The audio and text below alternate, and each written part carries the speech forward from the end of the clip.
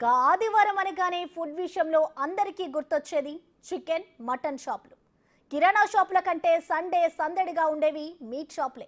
కానీ రేపు ఆదివారం మాత్రం మాంసం ప్రియులకు షాక్ ఇచ్చింది జిహెచ్ఎంసీ. మాంసం దుకాణాలు మూసివేయాలంటూ జారీ చేసిన సర్క్యులర్ ఇప్పుడు వివాదాస్పదమవుతోంది.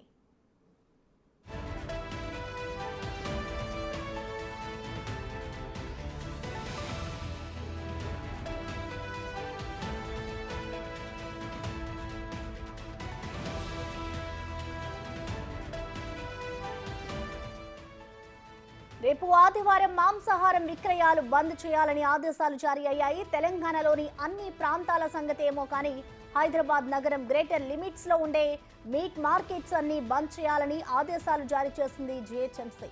మహావీర్ జయంతి సందర్భంగా ఈ నెల 21న మాంసం దుకాణాలు మూసివేయాలంటూ జిహెచ్ఎంసీ జారీ చేసిన సర్క్యులర్ వివాదాస్పదమవుతోంది.